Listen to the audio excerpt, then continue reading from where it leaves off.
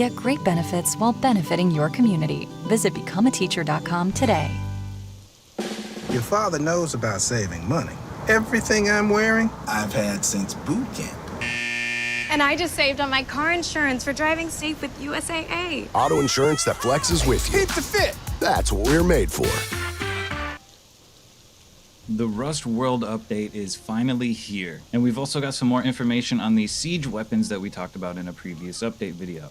But before we cover the commits from this last week and everything that was released this Force Wipe, my event The Crucible Grounds 2 is underway and will be starting October 19th at 7 p.m. with over $1,000 in the prize pool sponsored by Bandit Camp. More information on this at the end of the video. If you haven't yet already, you should go take a look at the World Update 2.0 post on the Rust blog, but we'll go over all the changes very quickly here. The new Radtown Monument has been added, which is where you'll be able to find the new radioactive water. And there's only 2 new things that we haven't previously covered already. There are 3 new convars for server admins, which have to do with the radiation that's given off when you're looting a player. And the water guns have been nerfed if you're filling them up with radioactive water because they were a little overpowered. And you must be living under a rock if you haven't heard about the new cliffs and terrain features, which completely change the way that the map looks and generates because there's new features like the lakes, the oasis, and the canyons, as well as the new better rivers. It looks like the new cliffs will be making their way into the monuments eventually, but not just yet. The sewer branch, the water treatment, and military tunnels are 3 good examples of where these cliffs still need to be implemented at. 3 rivers will spawn on maps bigger than the size of 4,000, and only 2 will spawn on maps smaller than 4,000. The change to maps smaller than 3,500 was reverted, so it's going to be 2 for those as well. And then the lakes and oasis were removed from 3,500 sized maps to make room for other monuments to spawn. The God Rock, the Anvil, and a bunch of other rock formations were also added. The only changes that we haven't discussed with these are that the God Rock has been adjusted so that it doesn't spawn so deep into the ground, and it looks like the Anvil is a bit smaller. I don't remember, but I have another video on this if you want to compare the 2. The high caliber revolver, which is a tier 2 weapon, has also been released and fires 5.56 bullets. Alongside this, the new Frontier Hazmat DLC has been released with a new double barrel shotgun skin and a new metal hatchet skin. If you want to take a look at this for yourself, you can find it on the item store in-game. And now I'm going to speed run the rest of the things that were released this month since we've already previously covered them already. We've got the new dive sites, which features 6 crates at each of them, new foliage reworks, the lighting systems under the water have been fixed up a little bit, and the DPV has also been added, which is an underwater jet ski that is a tier 2 craftable item that allows you to travel under the water faster than swimming and uses low grade. The wood piles are back and they spawn like nodes do, but they give you wood. There's also the rework to the water wells, which features an NPC vendor and a food cache, and you will be able to find teas that spawn here. You'll also now be able to place wallpaper on the hard side as long as that wall is inside of your base. There was also a couple of quality of life changes that released. Charitable Rust is happening soon with some Twitch drops, and Rust is 40% off right now on Steam, so it's a great time to buy your friend the game if you're trying to get some new teammates, as well as a few other improvements, fixes, and changes that you can find at the bottom of the Rust blog. And that's everything that was released in this month's patch. But the work still continues, so let's move over to the staging branch and see what's been going on this past week. If you have your weapon out and it has a flashlight or laser and you open your map and press F to focus the map on your player, your light will turn on. There's a fix to this so that when you have your map open and press F, it will not toggle your light. Planters will now be using the same outside check that water catchers do when it's raining, and this should make sure that the planters placed outside are properly filling up with water when it's raining. Also, there was a new server convar added to change the distance check of the planters. The dive mission has also had its range increased, so that way if there's a dive site that's not in range, it will search further away so that you can complete the mission. Player spines will now rotate more at the lower part of their body than they do on the upper part. A new download demo command was added to download a list of demo chunks and extract player demos from them. It looks like flashlights will be getting a full overhaul sometime soon. The resolution of the electric counter UI was increased massively to make sure that the text isn't blurry anymore. The new tier 1 SMG is getting set up, so we might get a peek at that later on this month. And we now have some more information as to what's happening with the siege weapons that we talked about a couple videos ago. They will be introducing a new constructible entity, which when deployed spawns a skeleton structure that you'll hit with a hammer to build it, and once the construction is finished, the entity will then spawn. and you'll be able to push the catapult around to aim it once it's fully constructed, which you'll then be able to fire incendiary and explosive boulders from. There's also the siege tower, which is going to be sort of a forward operating base from what I'm getting out of it, which has ladders on it and drawbridges. And based on this commit, these are towers with multiple floors that have drawbridges, maybe used to connect towers together or to get over.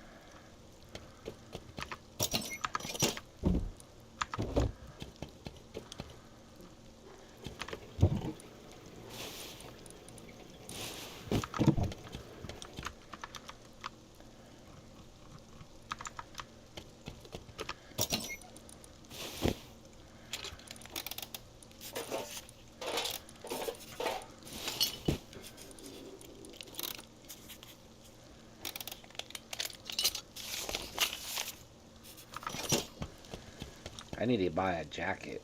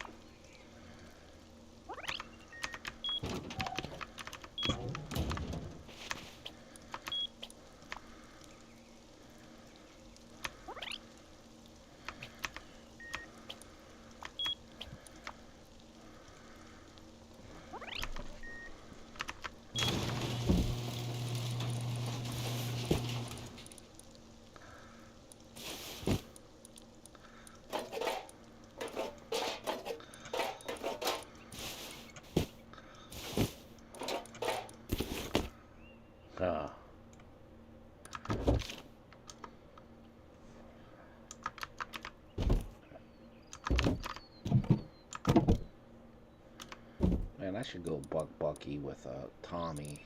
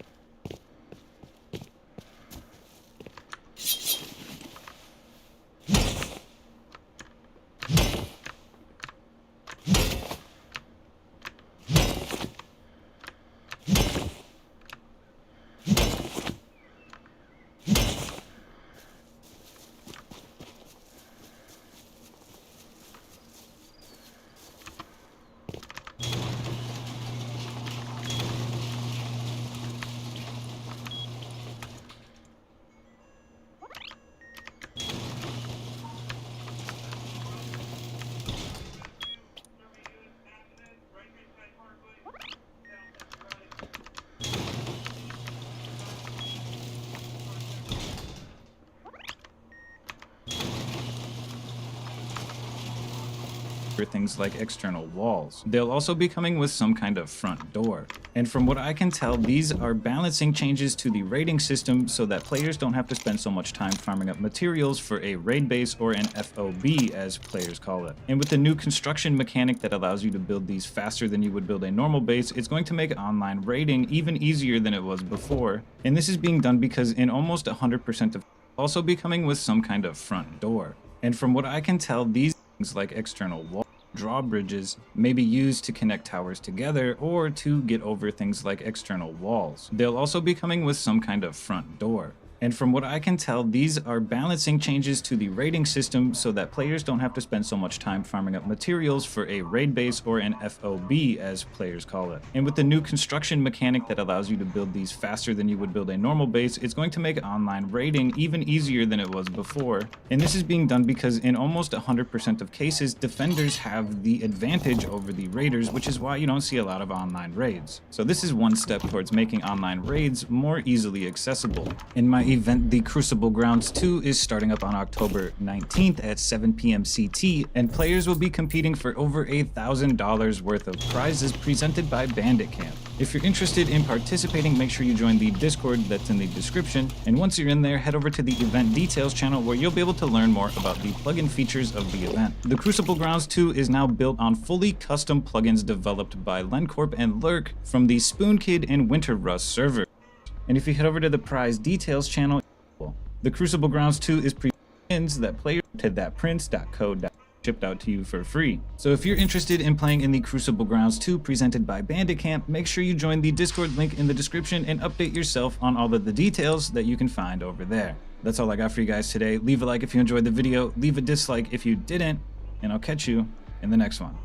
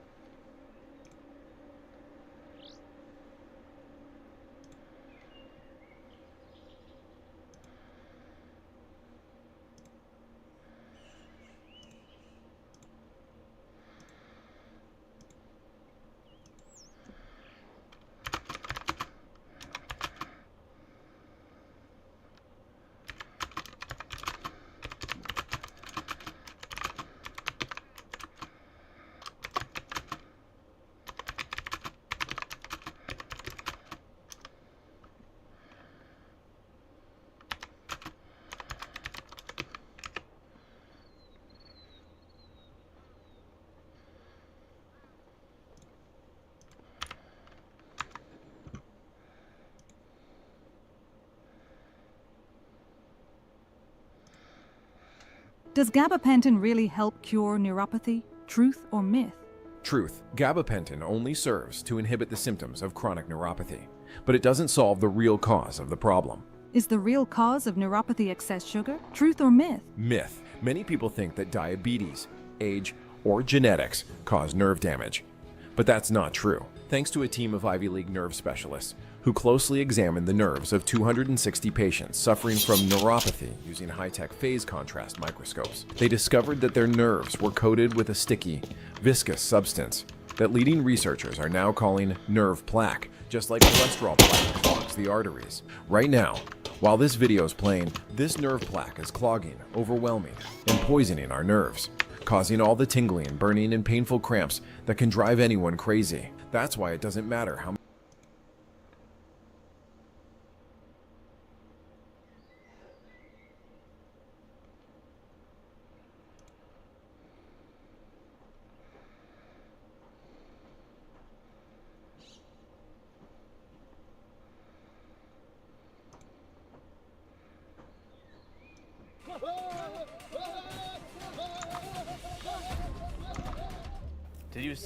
Did you sip your river? Yeah. Okay. Yes.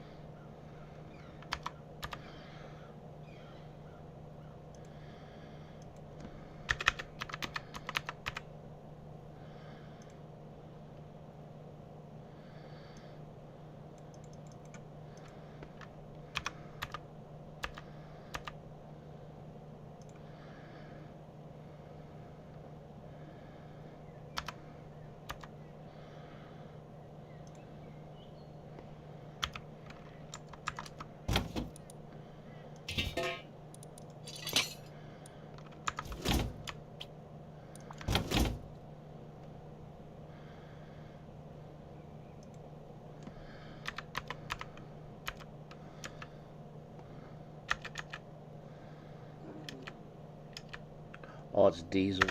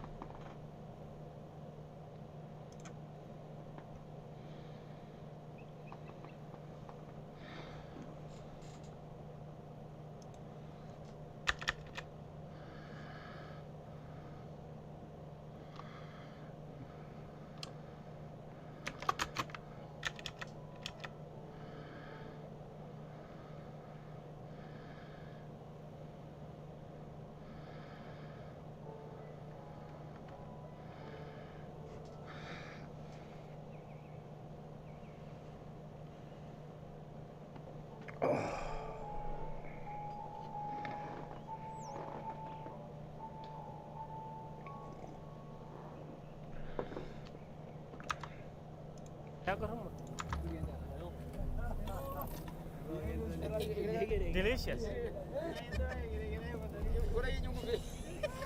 Wow. How do you find it? Milky. Yeah, it's milky. Keep it clean. I don't know. I was kind of shocked. I was shocked when I saw it. I'm not sure. They're using animal shit. They're using animal shit, or the cow's own shit, and so that did stop the bleeding. And so they have this really peculiar diet. The principles of science do not seem to work everywhere in the world. At least, not with this set of people. One of these guys, see it? It almost looks like a toy. Like you think it wouldn't work. No, There's one guy in the village, Shawnee, that's so strong that he could shoot the arrow through the kudu. It was a. Walk with us as Joe Rogan puts the spotlight on the tribe that violates all laws of physics.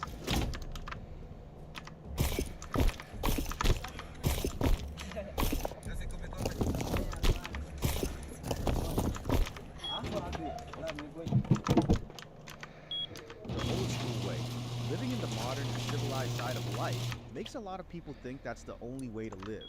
But things get shocking when you find out that many tribes still live miles apart from civilization and all the modern day ideas. These tribes are mostly small groups of people who have little or no contact with the outside world and have kept on with the same old way of life. So while some of us are busy with TikTok trends and our favorite video sharing platforms, some of these people are still stuck with the old ways of Tales by Moonlight. Well, one thing is that they seem not to have any problems with their way of life, and the ones who get shocked to the bones are those who travel into these hidden places to see how they live. But it is just... How do celebrities like Justin Bieber and The Rock generate hundreds of millions of dollars? Suck P. Diddy's dick. Make a special so incredible that there's still people Stupid that advertisement. live the way they lived many thousands of years ago, and they essentially just get their resources from the land, from the area they live, and they're just rocking it old school. On several episodes of the Joe Rogan Experience, Joe gets to interact with guests who have gone far into the depths of Africa and Asia to feed their eyes to some of the wonders of these tribes. Now, here is one thing about these tribes. They're not only far behind in modern-day technology, they seem to be living outside the rules of science as well. This is the part that shocks these modern-day guys, because the tribes seem to have some special relationship with the laws of nature. I'm talking about the kind of relationship that we will never experience in the modern world today. So, without wasting any time, let's kick things off with the peculiar tribe called Maasai. The Maasai tribe. The Maasai tribe is a group of people that is well known around the world, or in most parts of Africa, though they are just around 1 million and are mostly found in some parts of Kenya and Tanzania. The Maasai tribe stands out among other African tribes for many reasons. Typically, they are still far away from modern civilization, and for this reason, they have certain cultures and practices that would be a shock to people of the modern world. Just think of an entire tribe's livelihood is centered around their livestock, most especially cattle. The men of Maasai count their riches in cattle, wives, and children. In fact, if any man has more children or wives than cattle, he would be considered a poor man. Yeah, that sounds weird, but it would make a lot of sense when you realize that they mostly depend on cattle for food. And no, that doesn't necessarily mean that they eat beef. I guess that would have probably sounded better if it was the whole truth. In the real sense, these people are freaked about drinking cow blood like it's not a big deal. Yep, you heard that right. And trust me, Joe Rogan was just as shocked as you may be when his guest made this revelation on an episode of the Joe Rogan Experience podcast. According to the guest, the people of Maasai use an age-long technique to get blood from the cow. Then they mix this blood with cow milk and drink it. When they kill the animal, they eat the blood. No, the Maasai will take an arrow, put it into a live cow's neck, drain some of the blood, then seal it up with some shit, and then drink that blood, or mix that blood with milk. Why would they seal it up with shit? No matter how strange it sounds, people of Maasai treat this act as normal as anything you can think of. I mean, they don't even cook it or take it through some processing. If that would make it better, it's not like drinking animal blood has any health benefits that we know of anyway. It may even hold a lot of risks to their health. But these people do not care, and they even do it as a form of celebration or on their most special occasion. Okay, in case you think that the Maasai tribe would waste a whole cow just because they're thirsty from some red liquid, they also have a shocking way of keeping the cows safe after extracting what they need. Surprisingly, they have a funny way of closing up the cuts, and it sure works for them. We shouldn't be so surprised since it's an age-long practice anyway. However, the people get more from their most beloved cattle than the blood which they have become famous for. The Maasai are really interesting. So I've heard you talk about the Maasai before. The Maasai are really famous for eating milk, blood, and meat. It's quite shocking that the diet of the Maasai tribe revolves around their cattle. Talk of large amounts of beef, which has even become a major part of their tradition. For the people of Maasai, beef sharing even holds a lot of significance, with different parts of the beef shared based on social hierarchy. The way they section up meat is really interesting among the Maasai tribe, and many other tribes are like this too. So how they separate the meat is that each piece goes to a different group. And so they have ribs, they have front quarters, they have hind quarters. Some might go to pregnant women, some goes to young women. But the liver always goes to the older men. They also depend majorly on milk produced by the cattle as well. According to research, the Maasai people drink more milk and more milk products than any other group of people in the world. Maybe that would explain why they have some of the strongest men on Earth. Their men have a stark difference from the rest of the world because research has shown that they are one of the few tribes that can jump the highest, and they may even be the first on the list. So when we say that they defy the laws of physics, that's exactly where it all makes sense. This tribe has a special jump dance, which is a major part of their culture, and to do this dance, they have to jump very high without aid. So we can say that the Maasai tribe has learned to live against the strong force of gravity, if that makes sense.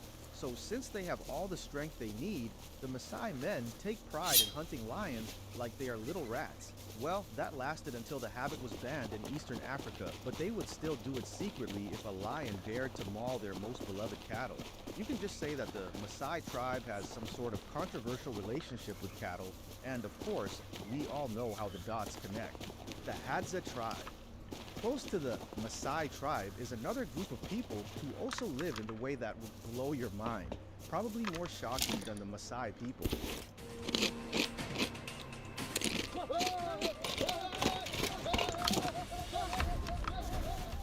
This tribe called Hadza dominates some parts of Tanzania, and they're mostly known to be hunters and gatherers to this day.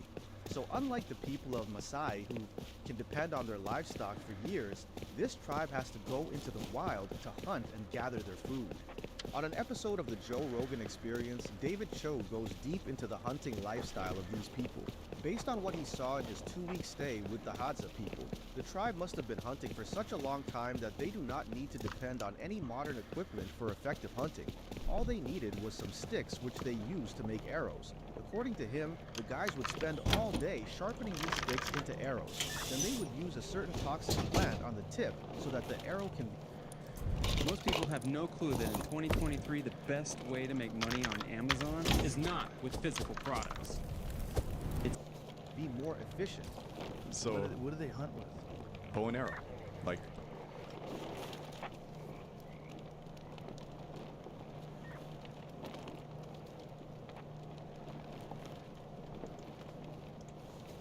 homemade bow and arrow? Homemade bow and arrow, like just they take this wood and they spend all day making the arrows. Yup. They use their They teeth. show you? Yeah, They show you how they did I all learned how to this? make it, and then they use their teeth to. I think I know that guy. However, after long hours of working on the arrow, it would still look like a toy to the modern man until these guys handle the arrows themselves. In fact, the arrows are so effective that the Hadza men would use them to hunt baboons and other large animals. One of these guys, see it? It almost looks like a toy. Like you think it wouldn't work. There's one guy in the village, Shawnee, that's so strong that he could shoot the arrow through the fucking kudu. It was a. Come to think of it, why does the simple instrument they sharpened out of tiny sticks seem to work such wonders in their hands? I guess the search for an answer would bring us to the first wonder about these people. Aside from the fact that these guys are really skilled hunters who have been in the game for many centuries, they seem to have some of the strongest bodies on the planet. Without any access to modern gymming facilities, the guys are really muscular and strong, and you would even see well-built abdominal muscles on kids. So it looks like they all came to Earth with some Hulk body as souvenirs, and this would explain why the young boys and old men could handle the toughest animals. But when you think of the work and energy that goes into hunting for food daily, you would understand why the guys may never need a gym to stay fit. The fact that they have to do these things from an early age even makes the bodybuilding thing easier for them, and Joe Rogan seems to understand this perfectly. Just getting by as a hunter-gatherer with a crazy bow that you have to pull back and you're running through the woods all the time, like, you have to be fit. It's unbelievable. And what a crazy way to live. Having those strong, well-built bodies is not close to being the most interesting fact about the Hadza people. One of the things that really worry scientists about these people is the kind of relationship that they have with nature. Since they are majorly hunter-gatherers, the Hadza tribes not only depend on the games they catch, but they also have a thing for wild fruits and wild honey, especially. But this is where it gets a little intense. The entire tribe are known for eating wild honeycombs like it's some snack. And if you know how obsessed bees are with their honeycombs, you should know an ordinary human wouldn't try to go near them unprotected, let alone eat them directly. Surprisingly, it looks like the bees are especially in love with the Hadza tribe. This special love allows the people to eat honey directly from the forest and not be bothered about being bitten by the bees. So this see the bees on his fucking head? They're lighting him up. And it does nothing to him. Really? So we go climb. Hey, come on, climb the tree. Guy sticks his fucking hand in the tree, scoops that out, starts eating it like it's a fucking hamburger. Bees. And I'm like, bro, I'm cool. Well, it's not that they are not being bitten by the bees, but the bites just have nothing on them. You can say that they have some special kind of body, or they've just gotten so used to being bitten by the bees that they are no longer bothered. I guess that is scientifically possible, right? Being stung by bees when they were kids could be the reason they are now immune to bees. And they're just Doesn't bother them. It doesn't bother them. They're fine with it, and their body has also gotten immune to it. Right. That's crazy. They're biting that honeycomb like it's a snack, and all those bees are on his head, his hands. And the thing you never see. Okay guys, the bee thing could make sense to scientists, and there may be an explanation for it, but this is where the scientists may have to deal with some unanswered questions. Guess what? The Hadza tribe may have some mind-boggling friendship with birds as well. Since they are so obsessed with wild honey, they usually need help to know where the honeycombs are sometimes, and this is where the birds come in. According to the guest on Joe Rogan's podcast, the Hadza tribe has a special way of communicating with the birds. Imagine that you can just make a sound and the birds will lead you to your next meal. Sounds crazy, right?